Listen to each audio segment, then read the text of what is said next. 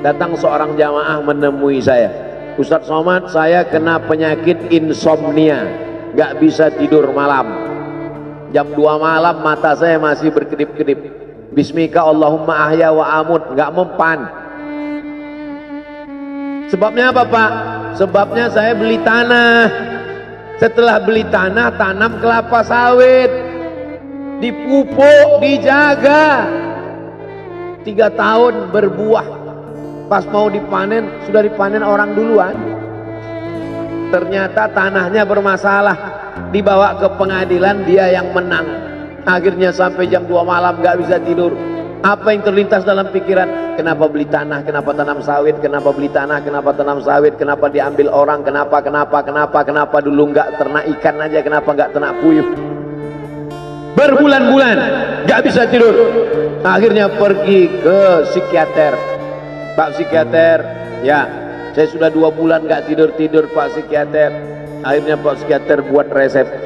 Ini obatnya, yang ini dimakan sebelum makan, yang ini dimakan setelah makan, yang ini 3 kali, yang ini 2 kali. Akhirnya memikirkan resep itu, makin gak bisa tidur. Dimakan, tertidur. Dosisnya habis, terbangun. Kenapa beli tanah, kenapa tanam? Setelah dimakan, muncul masalah baru. Terlalu banyak makan obat, terjadi kekacauan tubuh. Akhirnya kena buah pinggang, muncul masalah baru. Sampai akhirnya saya ketemu MP3 Ustadz. Saya dengarkan sebelum tidur malam.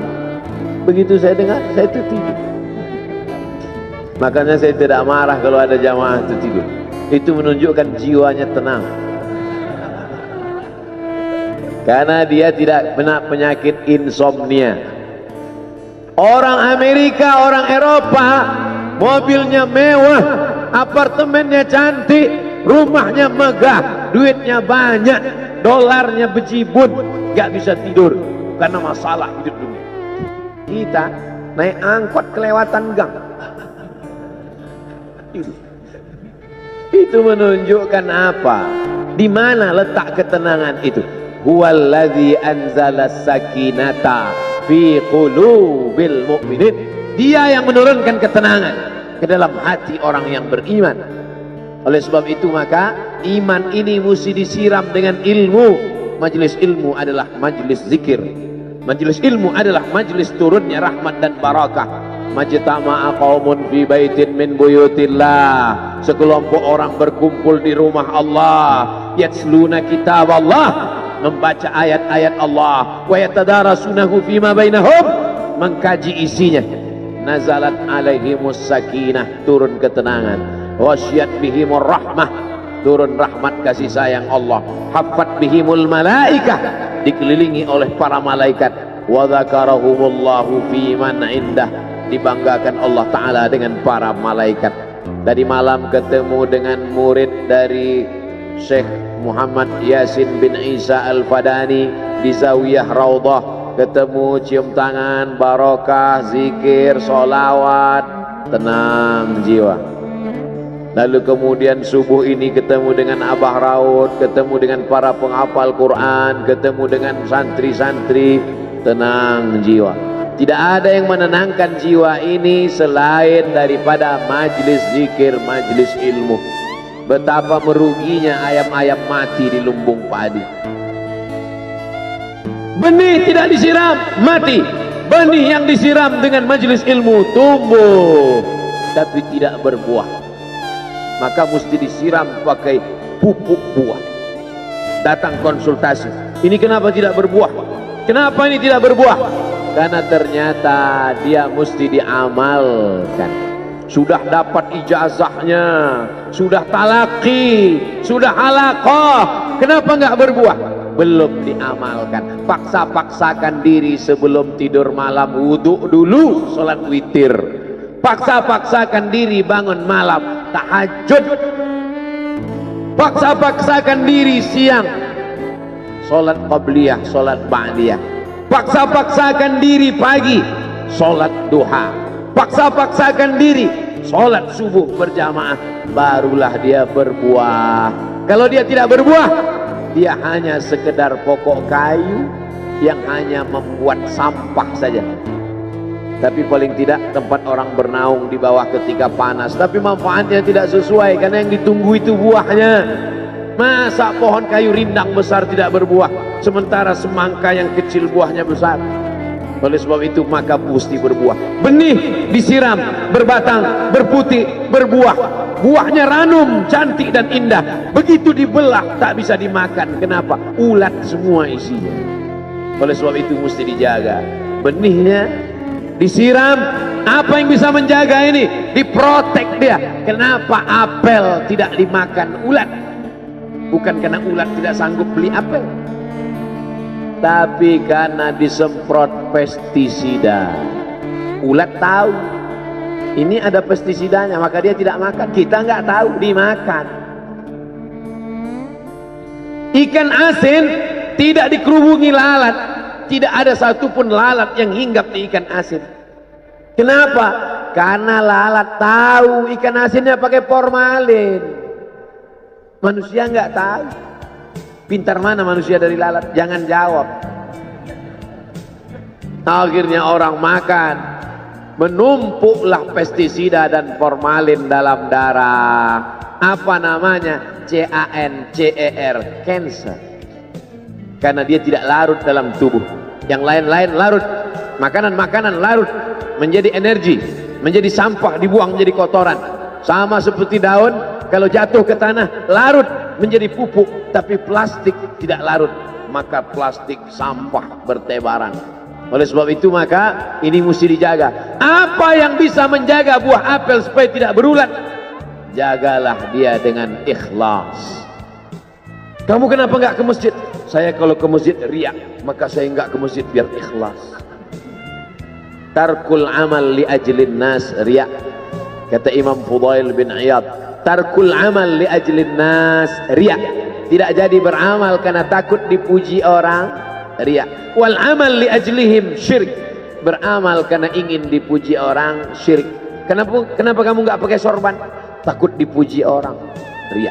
Pakai saja sorban anak, jangan takut dipuji orang. Pakai sorban, yakinkan dirimu. Baik. Ustaz, kenapa nggak pakai sorban? Ada masanya nanti pakai sorban. Tarkul amal li ajlin nas riya. Tapi beramal, tapi saya nggak tahan Pak Ustaz, dipuji orang. Luruskan, karena pujian pasti akan selalu datang. La'atiyannahum min baini aydihim wa min khalfihim wa an aymanihim wa an syama'ilihim. Datang dari depan, dari belakang, dari kanan, dari kiri, dari dalam. Alladzi yuwaswisu fi sudur, dari dalam, dari depan, dari belakang, dari kanan, dari kiri, dari dalam, dari dua aspek, minal jinnati wan nas, dari yang zahir, dari yang batin, berdatangan dia. La ughwiyannakum, aku akan goda anak cucu Adam. Sampai kapan?